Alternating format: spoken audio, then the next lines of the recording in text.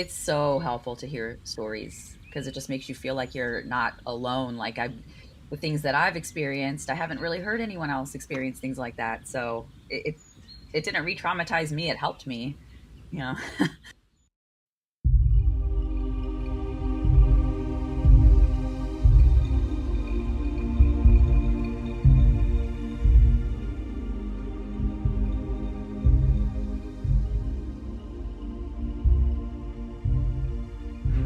Over the past year, the When Dating Hurts podcast was streamed in 94 countries around the world. Our listeners have increased by 89%, and followers have increased by 81%. I want to thank my guests for the courage they showed in coming forth to tell their survivor stories. They are the reason this podcast is growing. And I want to thank our When Dating Hurts followers and subscribers for listening, for telling others about us, and for your comments, which I read carefully.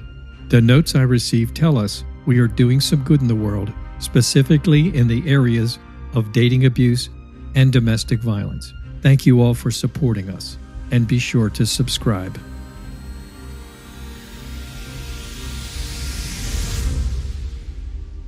My interview with Christy shows how hard she tried to keep her marriage intact with barely any assistance from her narcissistic husband. She was consistently the best, most generous wife and mother she could be, while her husband took full advantage of her. Be listening for the warning signs that could have steered her away from this terribly abusive man in part 1 of 2 parts with Christy. Our guest today, Christy, has seen it all, and she will tell us all of it in detail. This story will cover more than one generation of abuse. She witnessed it with her mother, and she experienced it for herself. Christy, welcome to the When Dating Hurts podcast today. Thank you, Bill. It's a pleasure to be here. I feel the same way having you come and speak with us. I appreciate you reaching out to us. So if you want to kind of roll back the calendar to an earlier time and give us a sense of what it was like growing up with your family at home. Okay. So my parents, my mom had me when she was just turned 18. My dad was a few years older. I think she was looking for some stability. I don't think I shared this part with you in my email, but my grandmother had been married 7 times. So while I don't know the ins and outs of those relationships, I can only assume there was abuse involved in some of them. She had 6 children in 10 years, and my mom was the only girl. They were raised very poor. And I believe that by the time my mom was 14 or 15, she had moved out and moved in with a friend. And there had been some abuse with different stepfathers. And so she just was forced to grow up pretty quickly. And she met my dad, and they had me. And then when I was 2 or 3, they got married, and then they went on to have 2 more children. And I would say for all intents and purposes, I think we had a fairly stable first 5 or 6 years of my life what I can remember of it. It was the 70s. My dad was a free-loving hippie. I don't think he held a job. I'm sure that he smoked pot and just had a very relaxed lifestyle, for lack of a better word. And I do remember at times they would fight and that he would scream. And at that time, my mom was a stay-at-home mom, but near the end of their marriage, she had gotten a job as a waitress. We lived in a very, very small town, 300 people. She was working at the local restaurant bar, and I believe that's where she met who would eventually become my stepdad. So that led to she and my dad getting divorced, and then soon thereafter we moved in with her new boyfriend. So after that, we didn't see a whole lot of my real dad. That's what I refer to him as. So from the time I was 8 until I was 14, I was raised by my stepdad, and we would see my dad maybe once every few months. When I was 14, my real dad passed away, and my stepdad then adopted myself and my brother and my sister. I was really excited at that point to have a new nuclear family, and my mom got pregnant. So I have a little brother who's 15 years younger than me. We probably had 4 or 5 years of building our family. My parents were hard workers. My stepdad, who became my dad, encouraged my mom to pursue a career in real estate, and she did so. He supported her fully. It was the 80s. They were making a lot of money. They were doing really well. They worked hard and set their goals and met their goals. And so I was raised in that hard work kind of an environment. My dad had pretty high standards for us. He liked us to work hard as kids. He rewarded us well, but he made sure that we worked for it. So I also remember many times he and my mom would drink and would fight. I would hear it a lot. So he was a really, really great guy. He was larger than life. He was one of those people that you either love him or you hate him. He has been gone now for almost 10 years, but when I meet people and they ask if that was my dad, I'll say, "How did you know him?" So he had obviously substance abuse issues from the time I was a young age. I would say a functioning alcoholic. He got into cocaine, and when he would be off on a bender, it would get really bad. So my mom was the classic enabler, just keep everything together at home. If he would be going off, she would say to my siblings, "Let's go get a room and pack a bag." And we would go and be gone for a day or two, get a hotel room. She would make it fun and say, "We're going to get one with a pool." And then we'd go home and everything would be fine. And it was really strange for me because I'm kind of someone that wants to call things out. I care about right being right and wrong being wrong. And in later years, once he stopped drinking and got his mind right, he told me, "I was never afraid of your mom. I was always afraid of you."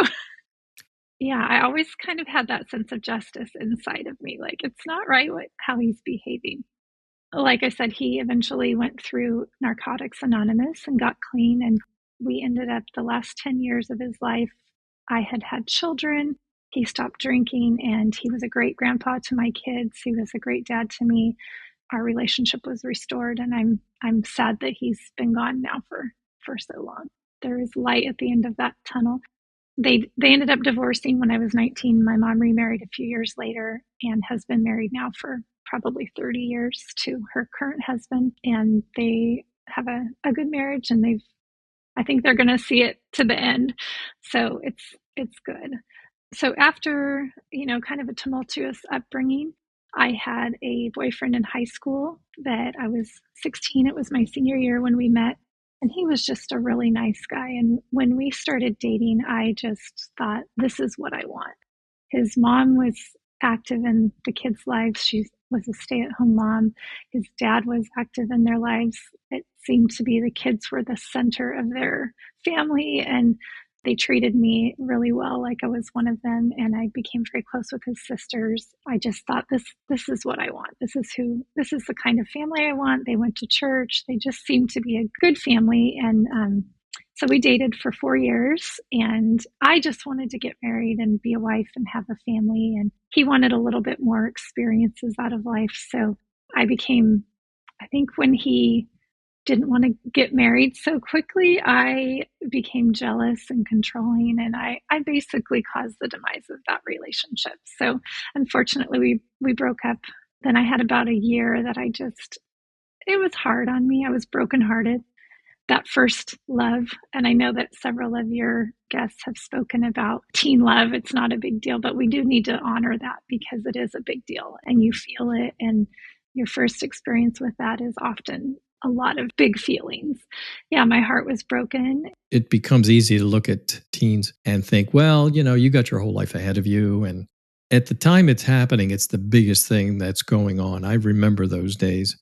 Yeah. It's a big, big, big deal. That's your life. And you can't trust when you're a teen that it'll all work out and you'll meet somebody else and it'll just be this great thing. I mean, you want to hang on for dear life, and it'll crush you. Yeah. I agree with you. It's a big deal. I agree with that. And I'm thankful to realize that because I have young adult children now, and they're navigating their way through that. And I do want to honor where they're at in their relationships. Your children, their ages average out to like 21, right? Yeah. I have a 21-year-old, a 20-year-old, and an 18-year-old. And then I have 2 stepdaughters that are 17 and 15. So we have a lot of dating happening in relationships. That's a lot to keep track of. Yeah, it's good. After that, I just knew that I had a year that was tough. I was depressed, and I thought, I don't know how I'm going to go on. And I I was young, I was drinking, I was partying, meeting different guys. And after about a year of that, I realized that's not what I want for my life. That's not who I want to be. So I plugged into a church and I committed my life to the Lord. And I felt I found my purpose. And I got involved in ministry and I just felt like I was going to be, that's where I was going to find my husband and my life was going to be perfect. For about 5 or 6 years, that's what I did. I didn't date anyone. I think I had one blind date somewhere in the middle there, but it didn't go anywhere. When you say you devoted your life at that time to ministry, what does that look like?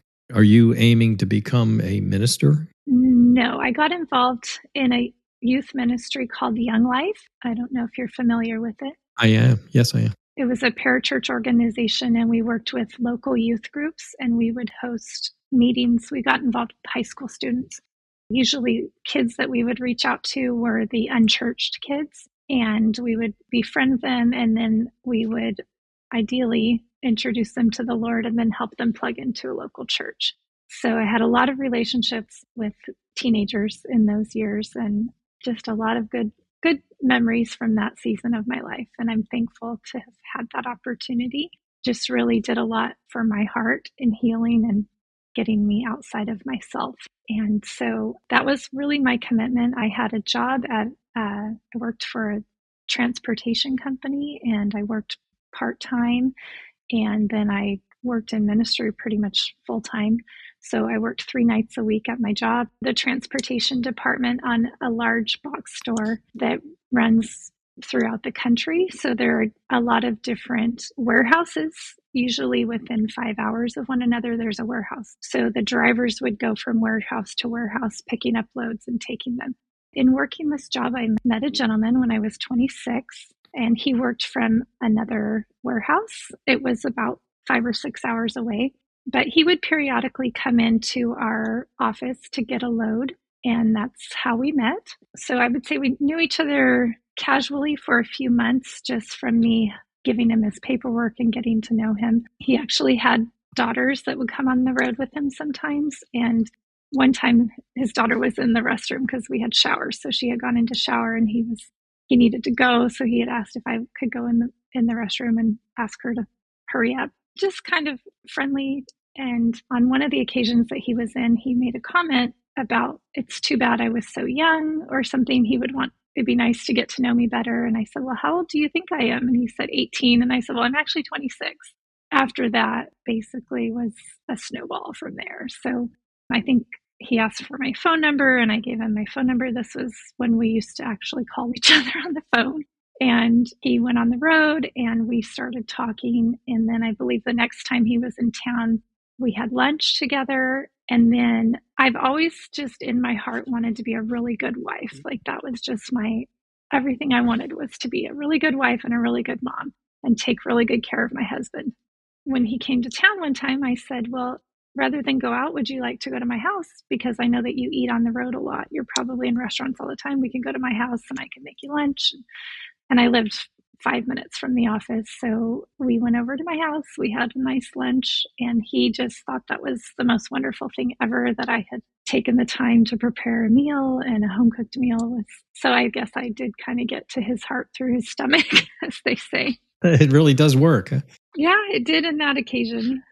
That, I don't know if it was that time or another time close to that, but he had left his cell phone charger in my vehicle. I was actually driving my mom's car at the time. Then he was on the road and he hadn't called me for a few days. And when he finally did call me, he called me from the office phone.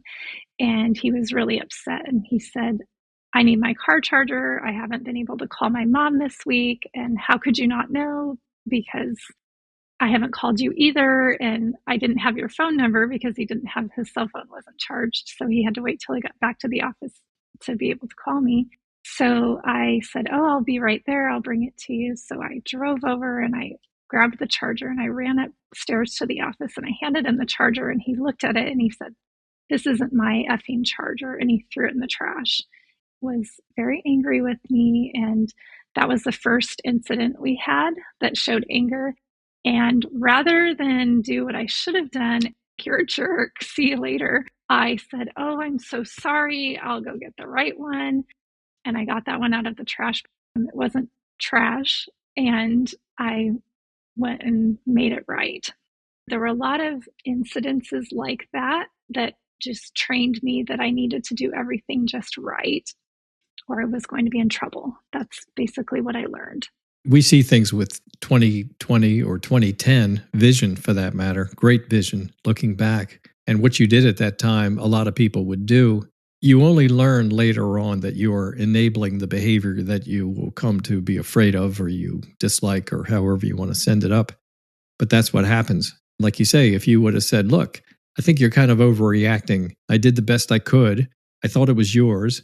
Give me a break here. Yeah. But instead, you're running around trying to get us back to the wonderful place where we thought we were, back at the lunch and some of those other times that you were having. You know, you're trying to get the yellow brick road set up again and get it cleaned off. And you do it multiple times. And then that's the relationship that he can blow up and you'll do the cleanup and you'll enable him. Yeah. Yeah. I said sorry a lot in those early years because I just couldn't do anything right. And I so badly wanted to do things right. Like that was just my heart, was to do the right thing. Why do you suppose that you were aimed so strongly at being the perfect wife? I think my mom had been I would say my mom had been a good example, but in hindsight, her relationship was similar to mine, but she took really good care of my dad. And so I thought that that was how you showed love to your husband, is to just take good care of them. And so that always appealed to me. And also being a part of the church, that in order to be a good wife, you need to be submissive. You need to love him, take care of him, meet his needs. And I do believe that in a healthy relationship, there's nothing wrong with that.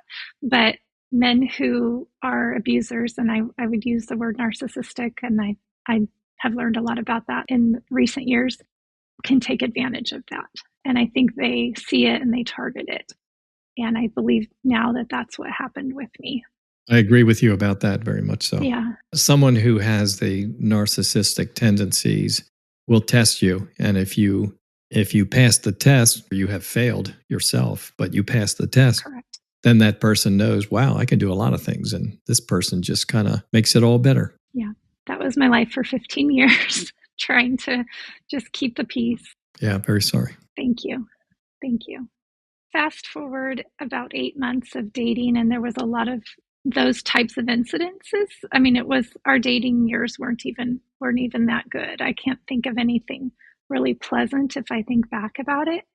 So I don't really know why I married him when it comes down to it, other than I had not had sexual relations with a man for a long time, and I did with him. And I believe that if I really, really look inside, I feel like I had to marry him because I had done that.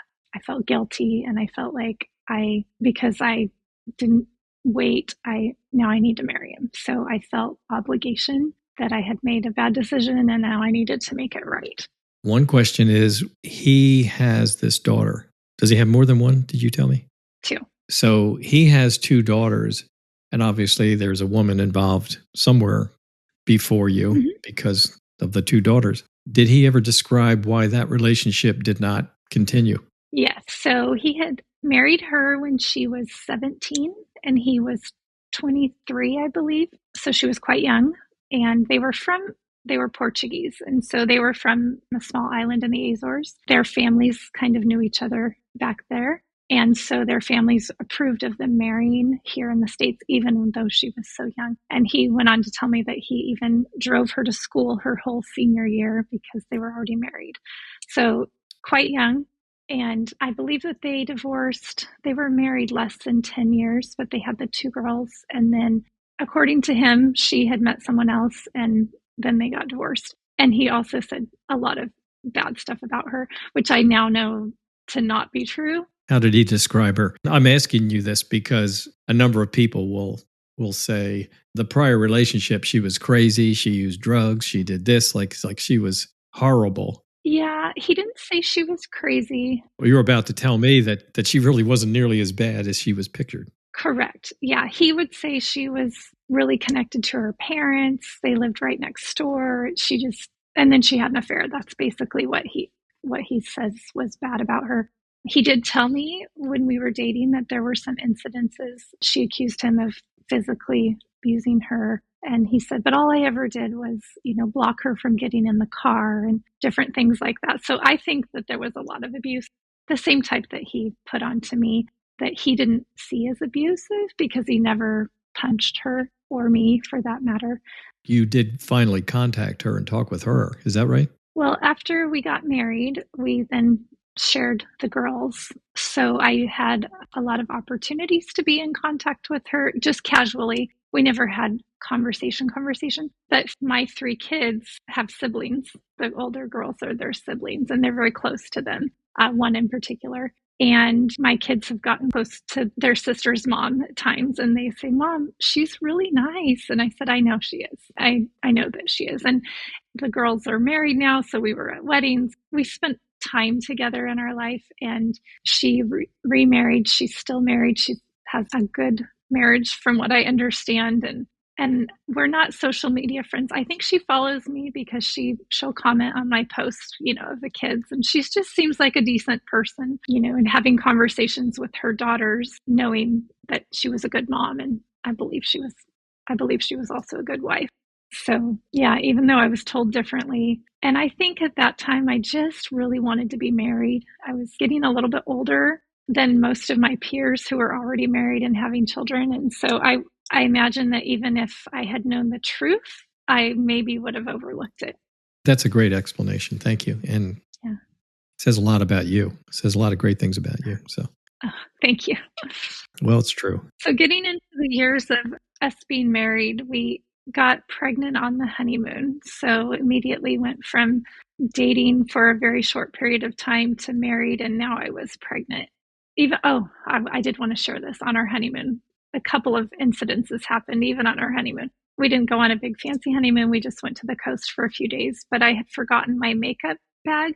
And when we got there, I said, can we run to Walmart so I can get, I like to wear my makeup and it's just makes me feel better. And so he said, oh no, you don't need it. So the whole time we were on our honeymoon, I didn't get to have my makeup, which was kind of it just made me not feel like myself. And then the first night he had taken a bath and he had fallen asleep. I had hoped for a different type of honeymoon night, and I think he probably did too, but I ended up falling asleep. And so nothing really happened that night. And the next morning he was really mad at me and yelled at me that I should have woken him up, and, just didn't start off on very good terms. And so I apologized. And then coming home from our honeymoon, he wanted to stop at a hardware store. So we went into a hardware store. It was in a nearby town to where we lived. And when we were there, I saw someone that I used to date many years ago. And I kind of went the other direction because I didn't want to have a conversation and avoided it. And then when we got in the car, I jokingly said, oh my gosh, that could have been embarrassing. I saw a guy in there that I used to date. And I was kind of jokingly laughing it off and telling him, and he started screaming at me and telling me that I ruined our honeymoon, and why would I talk about someone that I used to date? Why would I ruin our honeymoon? And I'm just a horrible person, and if I don't change, he's going to annul the marriage. So that was when I used the term stonewalling, which would mean he would not talk to me for days on end. And that had been going on. So he didn't talk to me the last day of our honeymoon, all the way the ride home, and for a few days. Not only did I learn that I couldn't do things, I also couldn't say things. So I learned very quickly that I needed to be very careful about what I said. I couldn't talk about anyone from my past ever. And honestly, that gentleman, we had gone on a couple of dates. There was nothing serious about it. It was just someone that I knew. And so it should have been like with my current husband, he would have laughed it off. It would have been a non-issue. That just goes into more training me. The stonewalling was used a lot to train me. That's what some people call grooming, kind of bringing you along, and you're starting to learn the rule book and all. That's tough, because this invisible jail cell that you are in gets smaller and smaller. There are things that you know now not to do, and then don't even bring them up or say, this almost happened or any of that. I mean, you're really having to edit yourself and censor yourself. Yeah. And I will say one thing that I think made me able to stay in the relationship as long as I did because he was a truck driver. He would be home for a week and then he would be gone for a week. I feel like the week that he was home, it was hard. The kids also, we would walk on eggshells. We would try not to upset dad. And then he would be gone for a week and I could live a normal life. So I was able to not completely lose myself. And I will say that all the years that we were married and all of the stuff that I endured, I really did in my heart of hearts, I knew that he had a problem. He said a lot of horrible things to me all the time, but I never really internalized them and believed them. I just felt bad that he felt that way about me. I don't know why I chose to stay for so long, but I think that was part of it. Do you think that you were just kind of hanging on to hope that somehow he'll see the light or he'll stop doing some of those things? Or if I'm just A++ great as a wife and a friend to him and all these things, that maybe he'll dial all that other stuff back? Yes. And we did have a relationship with the church. And so I kept thinking we would eventually, some of the message would get into him and he would see that we could serve God together and that would be good for our family. It would be good for him. And there were things like the first couple of years were very, very volatile. He was very angry. He was very, very difficult. And he did lighten up a little bit. Like he did change some, but it still was hard. It just wasn't as hard. And so he would say that. He would say, well, I've gotten better. But it wasn't all the way better. So I think, yes, that led me to hang on to hope that there was a possibility that it could get better. I had 3 children in 3 years. And so I had a lot of hopes that it could work out because being a single mom of 3 littles would have been really hard. Hindsight, I realized that being married to someone like that, it was probably harder than being a single mom would have been. I did the best I could at the time with what I knew. So I had a condition when I was pregnant where I got really sick. It was called hyperemesis. So I was just basically sick the whole time. The first time I realized I was really sick, I called him and he was on the road. And I said, I've thrown up 20 times today. I'm really sick. And he said, well, what do you want me to do about it? I'm on the road. I can't do anything about it. So that was kind of his response to most things related to me was, I can't do anything about it. Like, that's your problem. I sort of learned to just suffer in silence and take care of myself. And then while he was home, I would take care of him. And I think I shared earlier, I really wanted to take care of my husband. So I made sure that when he was home, every meal was homemade, breakfast, lunch, dinner. It was served to him at the table or in his recliner. It was 2 years we had been married and we had our neighbors over one day and he offered our neighbor a glass of water and he said yes. And he went in the kitchen and he had to ask me where the glasses were because he just never even went into the kitchen. That's how good of a wife I tried to be. My goodness, that is... Yeah. That puts the bar pretty high for everybody else, I'll tell you.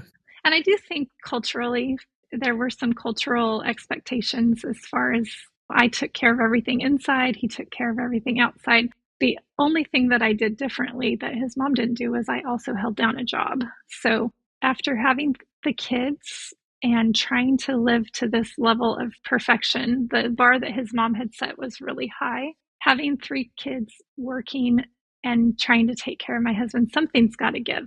I couldn't do it all, but I was expected to. It was hard for a lot of years just trying to be the best at everything. And if I would slip in any area, he made sure to rub my nose in it and to remind me that I wasn't doing something perfectly. And that was really hard. When he would do that, when he would call you on something and he would, even though you're trying to keep your game A++, how did you process what he was telling you when he got on your back about things, about your slipping? So early on, I would try to fix it. So I would try to make it better. If he would call me out on something, I would say, okay, I need to do it this way then. Not because that's how it should be done, but because that's how he wants it done. And that's what will keep me from getting in trouble. So I felt like my whole purpose in the relationship was to try to avoid being in trouble. And I often felt like a child. I felt like I would be in trouble for everything I did. And I can picture that.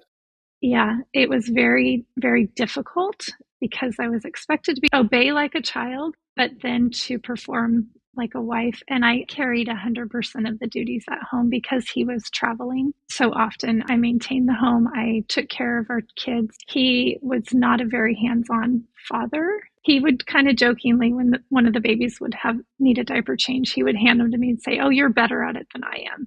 When he was getting on you, did you, in your mind, are you thinking, besides the fact that you want to do things better, are you thinking, this is a bunch of baloney and I can't believe this guy is doing this to me? I mean, what's the internal dialogue that's going on in your head?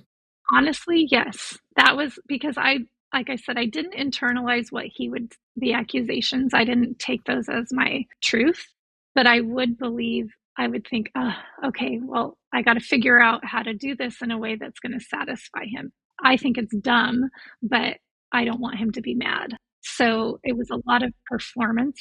I was always trying to perform in a way that would make him happy, or if nothing else, not make him mad. Trying to keep the lion happy. Yes. There was a time we went to counseling, probably about 7 or 8 years into our marriage. One weekend we were going to visit his parents, and he started yelling at me. They lived about 3 hours away, so we would go visit them periodically. He started yelling at me, and I thought, oh gosh, the last thing I want to do right now is get in a car with him and spend 3 hours in that environment and then have to pretend to be pleasant in front of the family. So we loaded up the kids in the car, and I said, I'm not going. And that kind of took him by surprise because I had never, ever put my foot down. Basically, he said, well, if you don't go with me, then you better be gone when I come back. And I said, okay. And at that point, I want to say my youngest was 4 years old. So I had a 4, a 6, and a 7-year-old, or yeah, 4, 5, and 6. They were still very young, but old enough that they could go with their dad for the weekend and see their family.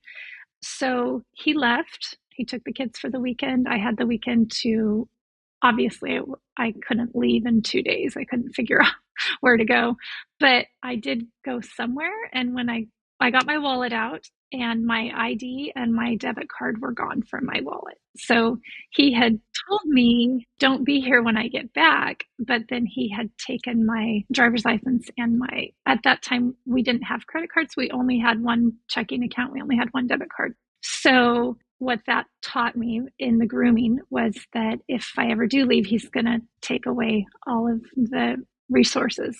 It's going to be really hard for me. So at that time, I applied for a secret credit card just because I felt like, and it had a $500 max. I mean, it was nothing, but I had it sent to I think I had it sent to my office so that he wouldn't know about it. And I kept that credit card hidden. And just because I felt, so I think for the next 5 or 10 years, I just thought, if I ever have to go anywhere, I'm never going to be stranded like that again. This is my little piece of security.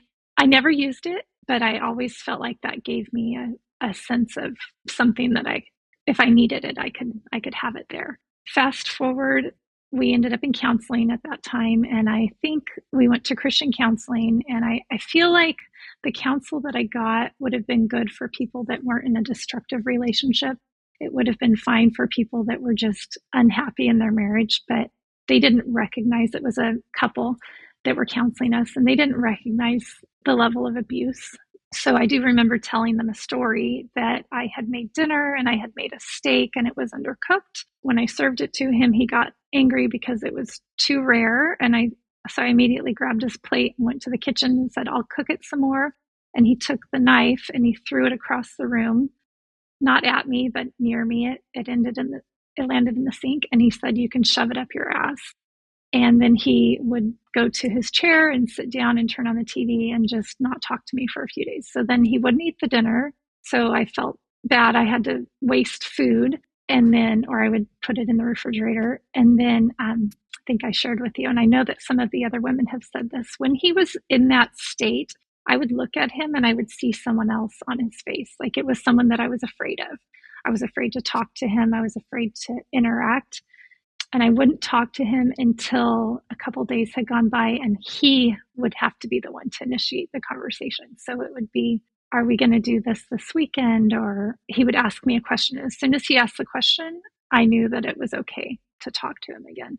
So it was a very specific song and dance that we did for a lot of years. And he always led it. and I just would follow suit.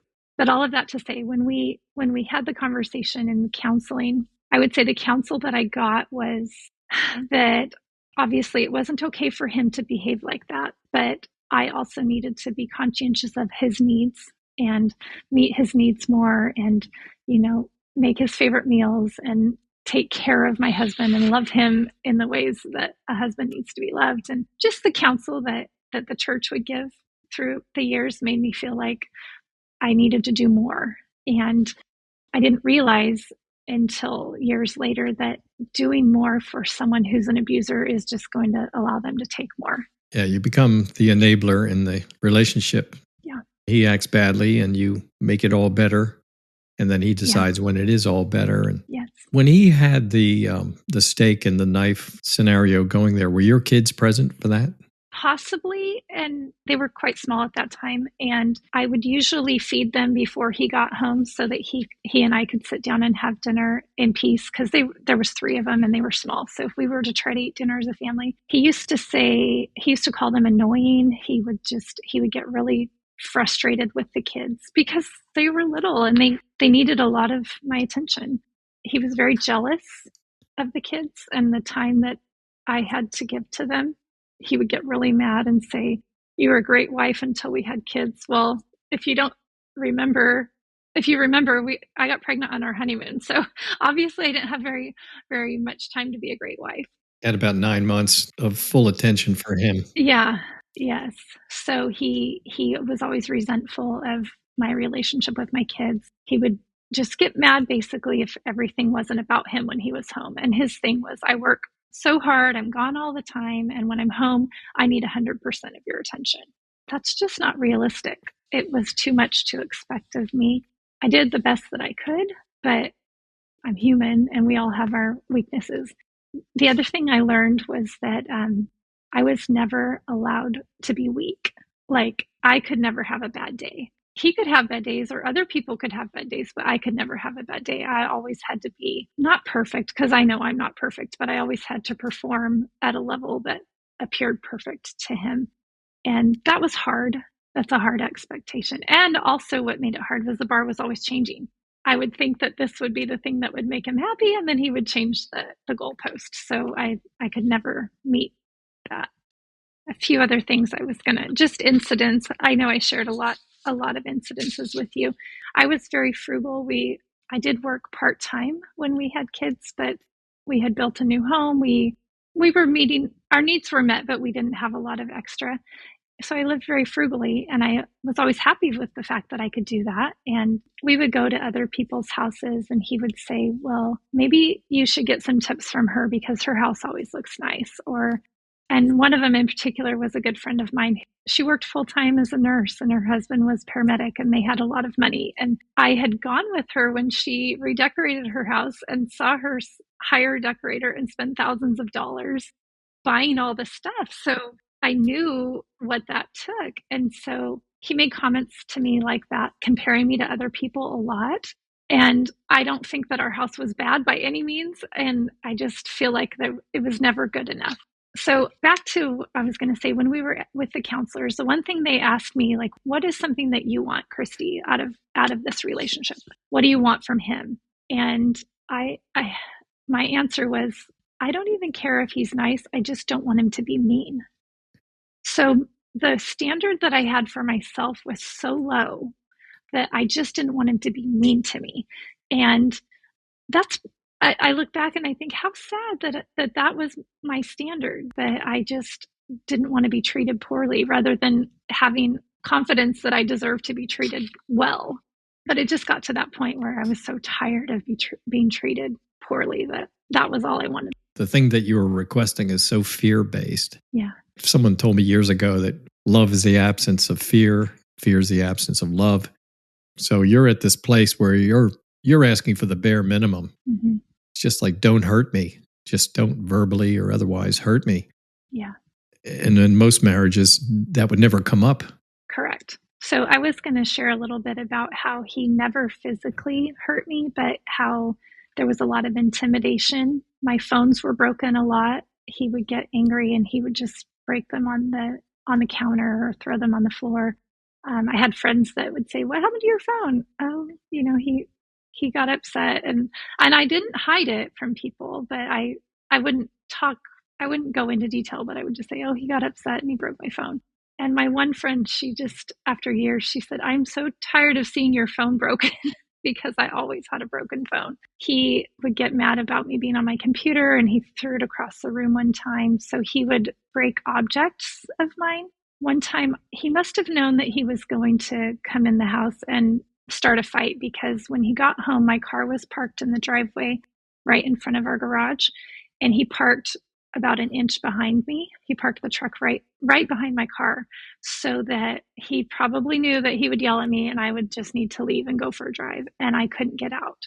So he would either block my car in, or take my keys, take my phone, always trying to find something, trying to find someone that I was maybe talking to, which I never did. I was faithful. Like, I never even thought about a different man in all the years we were married. He was very jealous of stuff that wasn't there. So fast forward, I did get my real estate license when I had my son, my youngest son. I went to work at an office, and in our office, you could have a shared office space. So I shared an office with a gentleman who was probably 20 years older than me, happily married. He was a nice Christian man. He was very angry that I was sharing an office with a man, even though he didn't know anything about him. And eventually, when he met him, he saw he was a super nice guy and he wasn't any kind of threat. Then he was fine with me sharing an office with him. So it was just really, really hard.